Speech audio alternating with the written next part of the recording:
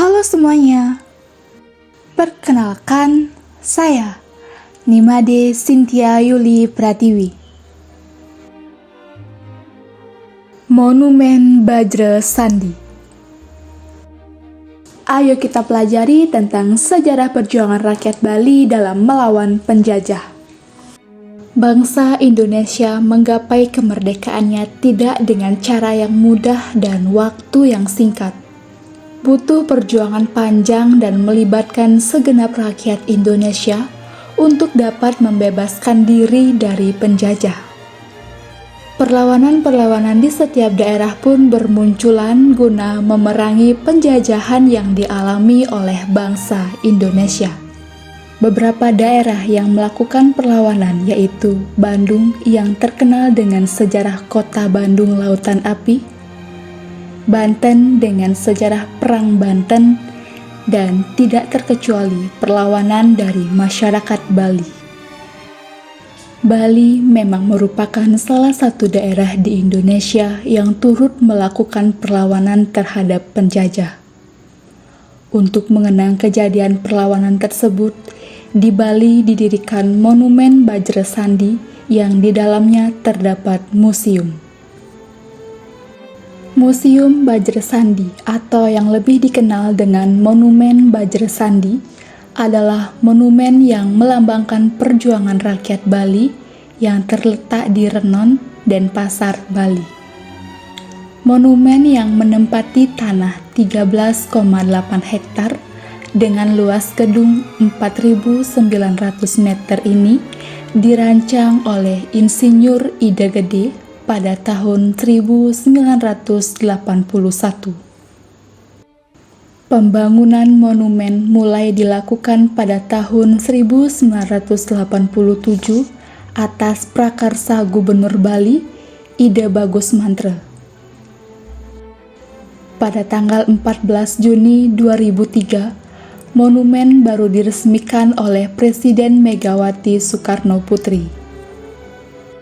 Sejarah Museum Bajra Sandi memiliki arsitektur khas tradisional Bali. Pembangunannya syarat akan makna filosofi agama Hindu. Kata Bajra sendiri memiliki arti genta. Pendeta Hindu sering menggunakan genta ketika mengucapkan mantra dalam upacara keagamaan.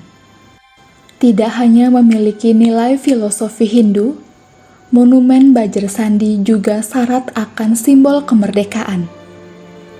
Anak tangga yang berada di pintu utama monumen berjumlah 17. Tiang agung yang berada di bagian dalam monumen berjumlah 8 yang memiliki ketinggian 45 meter. Angka-angka tersebut adalah tanggal kemerdekaan Indonesia 17 Agustus 1945. Ini merupakan cara untuk menggambarkan bahwa monumen ini adalah simbol kemerdekaan dan semangat perjuangan rakyat Indonesia.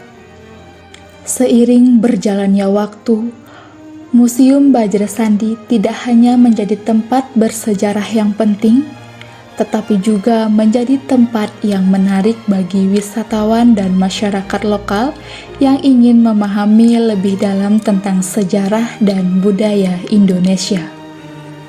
Di dalam Monumen Bajra Sandi terdapat 33 unit diorama yang menggambarkan keadaan masyarakat Bali mulai dari masa prasejarah, masa sejarah, masa Bali kuno, masa Bali Madya, masa penjajahan, hingga masa perjuangan merebut kemerdekaan.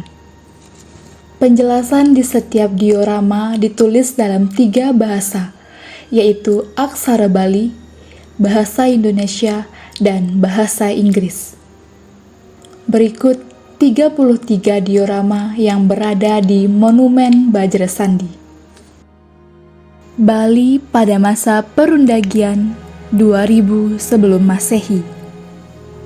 Masyarakat pada masa ini sudah mengenal sistem penguburan yang mayatnya disimpan dalam sarkofagus dan juga telah mengerjakan pengecoran Nekara Perunggu.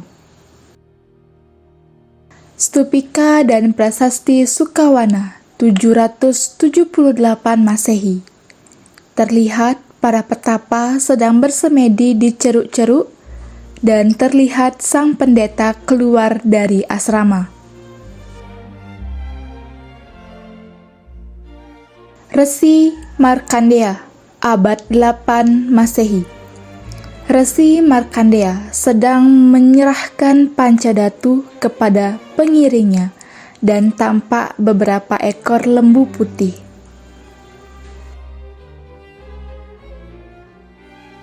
Sri Kesari Warmadewa 914 Masehi.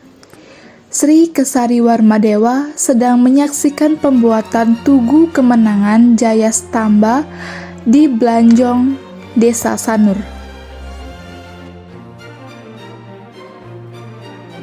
Guna Priya Dharma Patni dan suaminya Darmo Dayana Warmadewa 989 sampai 1011 Masehi. Konsep Kayangan 3 dari Empu Kuturan, abad 11 Masehi. Tampak Balai Agung, Meru, dan Brajapati sebagai simbol dari Pura Desa, Pura Puseh, dan Pura Dalem.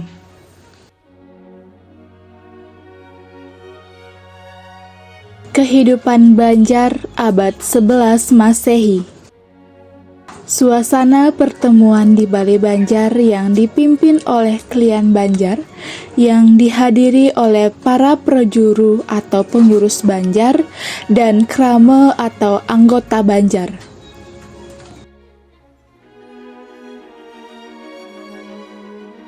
Sistem Subak, abad 11 Masehi. Pembagian air dalam sistem irigasi tradisional yang dipimpin oleh Klian Subak beserta pengurusnya.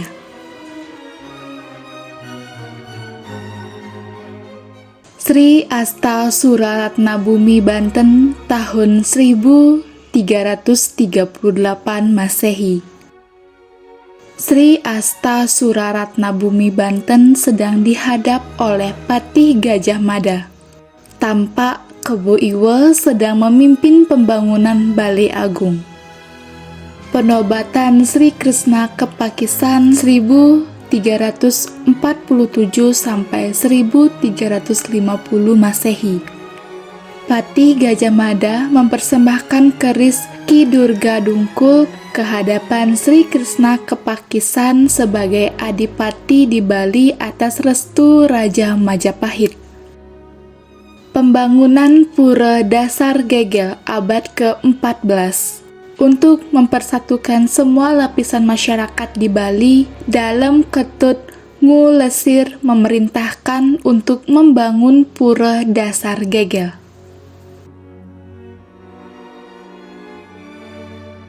Dalam Waturenggong 1460 sampai 1550. Pada masa pemerintahan dalam Waturenggong, sastra mencapai masa paling gemilangnya. Raja dan para petinggi kerajaan terlihat menyaksikan pembacaan naskah, lontar, dan pertunjukan kesenian lainnya. Dangyang Nirarta 1489 Masehi. Dangyang Nirarta sedang membaca hasil karyanya di pantai sambil menikmati keindahan alam sekitarnya. Tampak bangunan candi, Padmasana, dan Gunung Agung. Masa kejayaan kerajaan-kerajaan di Bali periode abad ke-17 sampai 19. Peninggalan masa kejayaan antara lain Kertagasa di Kelungkung, Taman Sukesada di ujung Karangasem, dan patung singa Ambara Raja sebagai lambang kerajaan Buleleng. Patih Jelantik merobek surat Gubernur Jenderal 1846. Patih I Gusti Ketut Jelantik dari Kerajaan Buleleng sedang merobek surat Gubernur Jenderal dengan keris di depan Raja Klungkung dan utusan Belanda. Perang Jaga-Raga 1848-1849. Perlawanan rakyat Bali di bawah pimpinan Patih Jelantik melawan tentara Belanda di depan benteng Jaga-Raga. Perang Kusamba 1849. Laskar Kusamba di bawah pimpinan Idewa Agung Putra Kusamba menyerang kubu pertahanan Belanda yang dipimpin oleh Jenderal Mehels. Dalam perang itu, Jenderal Mehels terbunuh. Perlawanan Rakyat Banjar 1868. Perang frontal antara Laskar Banjar melawan tentara Belanda yang berakhir dengan kemenangan di pihak Belanda.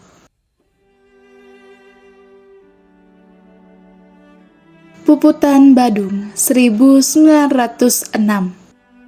Raja Badung bersama semua keluarga dan rakyatnya dengan berpakaian serba putih bertekad untuk melawan Belanda sampai mati.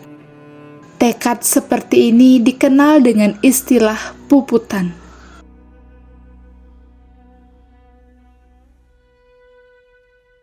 Persiapan Sagungwah melawan Belanda 1906. Tampak Sagungwah sedang membakar semangat dan memberi perintah kepada Laskar Tabanan untuk menghadapi serangan tentara Belanda. Puputan Klungkung 1908. Perang antara Laskar Kerajaan Klungkung melawan serdadu Belanda di depan Puri Klungkung. Hampir semua keluarga raja gugur bersama pengiringnya. Bangkitnya organisasi pemuda 1923 sampai 1928. Tampak para pemimpin pemuda dari kalangan guru, pegawai, dan tokoh masyarakat sedang rapat di salah satu ruangan sekolah. Bali di bawah fasisme Jepang 1942 sampai 1945. Rakyat Bali melakukan kerja paksa di bawah siksaan tentara Jepang, antara lain pembuatan jalan dan mengangkut barang-barang untuk kebutuhan perang. Menyebarluaskan berita proklamasi 1945. Mr. Puja berdiri menyerahkan surat mandat kepada Mensebu atau penguasa Jepang. Pada saat itu juga dilakukan pengibaran bendera merah putih. Pusat Komando Pemuda Republik Indonesia, September 1945. Tampak beberapa pemuda bersemangat memekikkan salam merdeka, dan ada juga yang mengibarkan bendera merah putih. Peristiwa bendera di Pelabuhan Buleleng, 27 Oktober 1945. Tanggal 27 Oktober 1945 terjadi tembak-menembak antara tentara Belanda dari atas kapal Abraham Green dengan pemuda di Pelabuhan Buleleng. Pada peristiwa itu, pemuda Iketut Merta gugur. Pertempuran laut di Selat Bali 1946. Pada tanggal 4 April 1946, sekitar jam 8 malam, terjadi pertempuran di Selat Bali antara pasukan pemuda di bawah pimpinan Markadi melawan kapal patroli Belanda. Serangan terhadap Tangsi Nica 1946. Penyerbuan terhadap Tangsi Nica yang berada di Tangsi Kayumas, Kota Denpasar. Salah seorang pemuda, Ide Bagus Jape, gugur dalam peristiwa itu.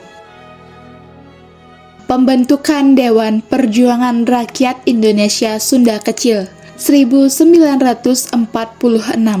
Pada tanggal 16 April 1946 di rumah Idewa Nyoman Jehen di Munduk, Malang, diadakan rapat untuk pembentukan DPRI Sunda Kecil di bawah pimpinan I Gusti Ngurah Rai. Pertempuran Tanah Aron 1946. Di Tanah Aron yang terletak di lereng Gunung Agung, terjadi pertempuran hebat antara pasukan Ngurah Rai melawan pasukan Nica. Dalam pertempuran itu banyak serdadu Nica yang gugur, sedangkan di pihak pasukan Ngurah Rai semuanya selamat. Pertempuran Marga 1946. Pada tanggal 20 November 1946 terjadi pertempuran besar antara pasukan Ciung Wanara di bawah pimpinan Ngurah Rai melawan tentara Belanda. Pada pertempuran itu, Ngurah Rai gugur bersama seluruh pasukannya. Bali dalam mengisi kemerdekaan 1950 sampai 1975. Pembangunan daerah Bali berlandaskan kebudayaan yang dijiwai oleh agama Hindu, yang mengutamakan bidang pariwisata, kebudayaan, pendidikan, dan pertanian. Salah satu senjata yang digunakan untuk melawan para penjajah. Itulah perjuangan rakyat Bali dalam melawan penjajah. Sekian dan terima kasih.